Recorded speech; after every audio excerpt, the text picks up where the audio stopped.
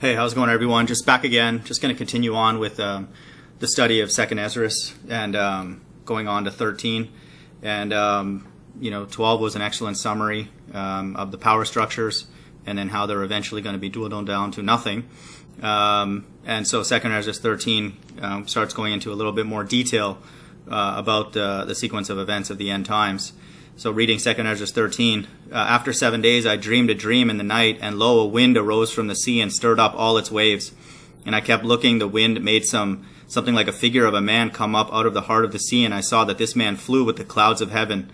Those are chariots or UFOs. And wherever he turned his face to look, everything under his gaze trembled.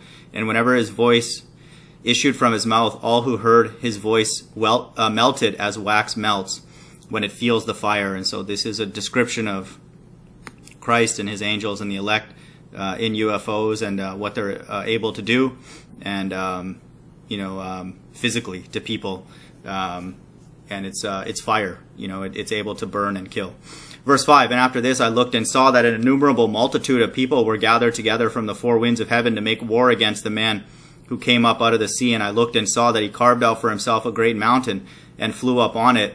And I tried to see the region or place from which the mountain was carved, but I could not. Thankfully, in other places, really everywhere in the prophetic books, we know exactly where that place is. It's described as Jehoshaphat, Megiddo, the Valley of Decision, Lebanon, the Euphrates, Armageddon, the wrath of God, all these different places.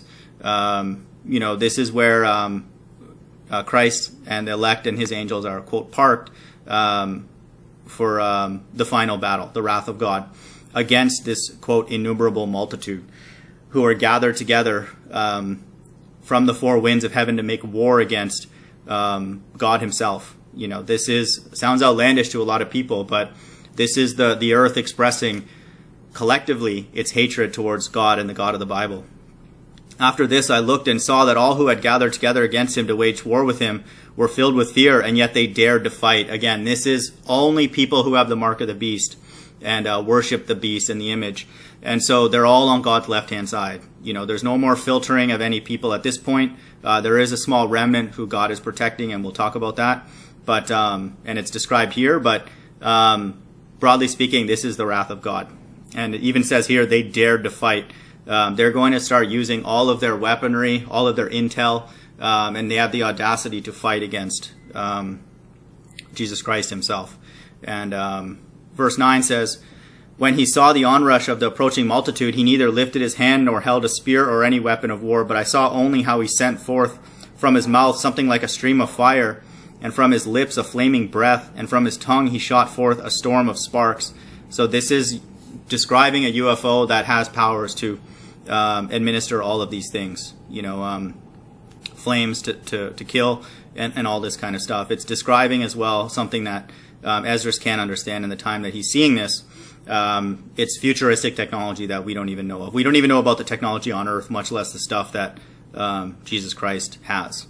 All these were mingled together, the stream of fire and the flaming breath and the great storm, and fell on the onrushing multitude that was prepared to fight and burned up all of them, so that suddenly nothing was seen of the innumerable multitude, but only the dust of ashes and the smell of smoke. When I saw it, I was amazed.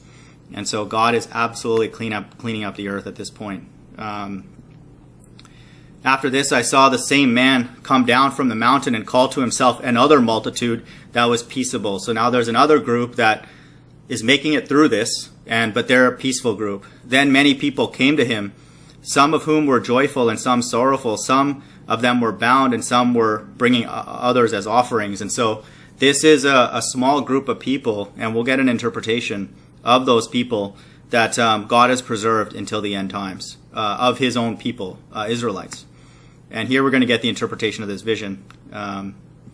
Then I woke up in great terror and prayed to the Most High and said, from the beginning you have shown your servants these wonders and have deemed me worthy to have my prayer heard by you. Now show me the interpretation of this dream also, for as I consider it in my mind, alas for those who will be left in those days. So Esdras is seeing just massive destruction, and he is obviously fearful and wants to know what is this. And still more, alas for those who are not left. For those who are not left will be sad because they understand the things that are reserved for the last days, but cannot attain them. But alas for those who are left, and for that very reason, for they shall see great dangers and much distress, as the dreams show. Yet it is better to come into these things, though incurring peril, than to pass from the world like a cloud and not see what will happen in the last days. So for those people who do, experience the last days, I believe we're in them.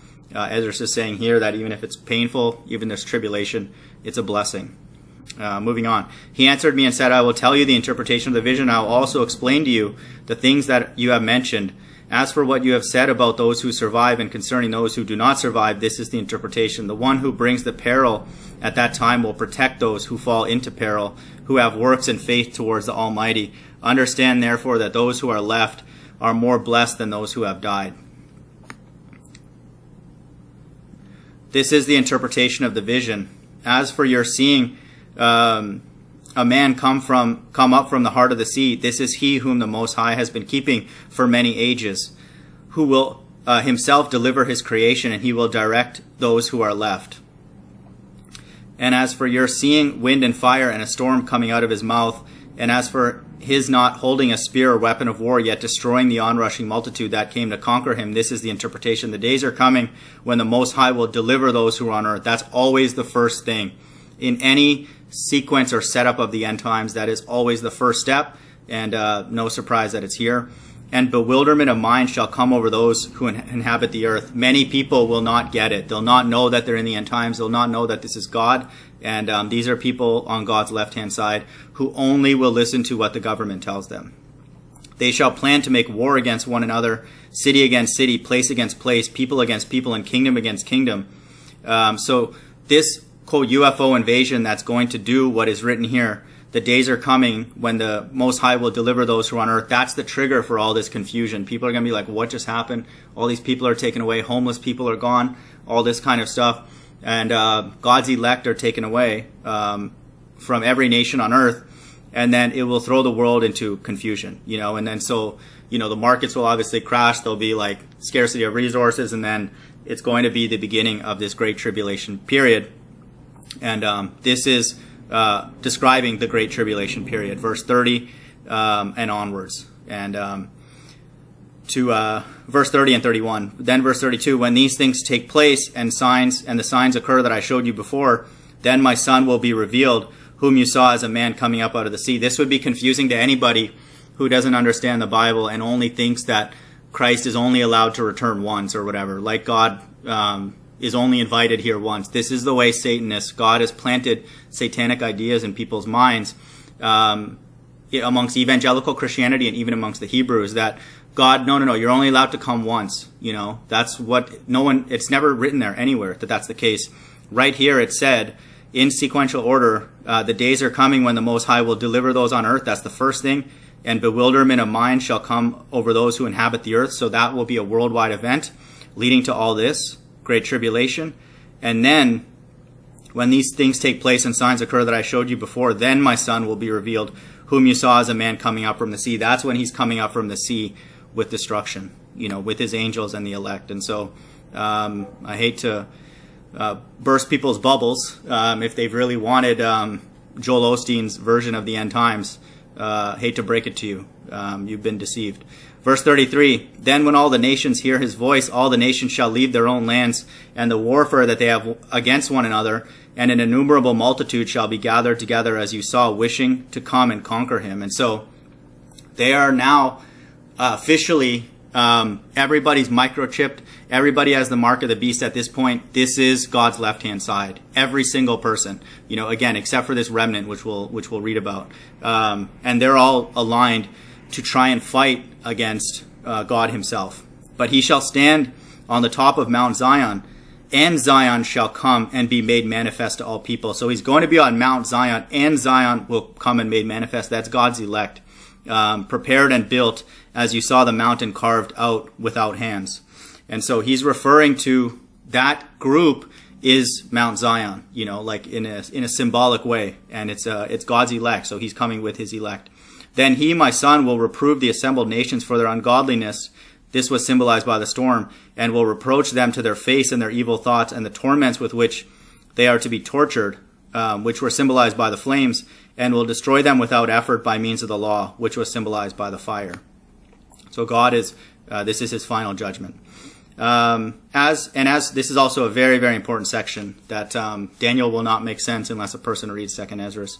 And as for your seeing him gather to himself another multitude that was peaceable, these are the 9 tribes that were taken away from their own land into exile in the days of King Hoshea, whom Salmanasar, king of the Assyrians, made captives. He took them across the river, and they were taken into another land. But they formed this plan for themselves that they would leave the multitude of the nations and go to a more distant region where no human beings had ever lived. That's a key point. Uninhabited. So that there at least they might keep their statutes that they had not kept in their own land. These people didn't give a flip who was leading them. They cared about the law more than anything. That's why these people are different, and God is going to give them a reward, for this. And they've been preserved since the time of Esdras till now. There are people living on earth right now who are obeying the law, and no one even knows that they exist except God. So they didn't care about their leadership. They cared more about the law than their leadership. That's why, again, many of these alphabet soup Hebrews are not the true Israelites spiritually. They don't care. Ball earth, whatever, flat earth, doesn't matter about the shape. Prostitutes, that's cool. Whatever, just do whatever you want. Adultery, that's fine too. It's all good. These are the people that are described here that are the apple of God's eye, plus God's elect. Those are the quote cream of the crop. And they went in by the narrow passages of the Euphrates River, for at that time the Most High performed signs for them and stopped the channels of the river until they had crossed over. Through that region there was a long way to go, a journey of 1.5 years, and that country is called Arzareth. Then check this out. Then they lived there until the last times. In these days I believe we're living in now. And now, when they are about to come again, the Most High will stop the channels of the river again so that they may be able to cross over. Therefore you saw the multitude gathered together in peace, but those who are left of your people who are found within my holy border shall be saved. Therefore when he destroys the multitude of the nations that are gathered together, he will defend the people who remain, and then he will show them very many wonders. And so that also, again, is necessary to understand why in Daniel is it saying that a person is blessed if they make it till the end of this 1335 days. That's these individuals who actually care about God's laws. That's why you will not find any person in the main parts of the world that we know of that keep the law. They don't. It's just obvious. It's not even a shot to anybody. It's not me, and it's definitely not these Hebrews. It's only these people. But just from a common sense perspective, God would need this. God could never allow his law to be completely extinguished on earth, because when he looks down on it, he needs to be pleased with somebody, some people. And so it's these people who are actually keeping the law, and then it's the poor who are keeping it based on their condition. And so that is what that extra 45 days is for, of the 1335. I said, O sovereign Lord, explain this to me. Why did I see the man coming up from the heart of the sea? He said to me, just as no one can explore or know what is in the depths of the sea, so no one on earth can see my son or those who are with him except in the time of his day. This is the interpretation of the dream that you saw, and you alone have been enlightened about this, because you have forsaken your own ways and have applied yourself to mine and have searched out my law. For you have devoted your life to wisdom and called understanding your mother. Therefore I have shown you these things. That's why a majority of people on earth God does not deal with, because they care more about a pat on the back from men than God, and his law. And they have not made wisdom their mother, or called understanding their mother. Therefore I have shown you these things, for there is a reward laid up with the Most High. For it will be that after 3 more days I will tell you other things and explain weighty and wondrous matters to you. Then I got up and walked in the field, giving great glory and praise to the Most High for the wonders that he does from time to time, and because he governs the times and whatever things come to pass in their seasons. And I stayed there 3 days. Again, it's not a surprise if you read the book of Esdras. This is a person that God can interact with because he cares about his people, and he cares about God, and he wants to know what God is about to do, and that's all he cares about.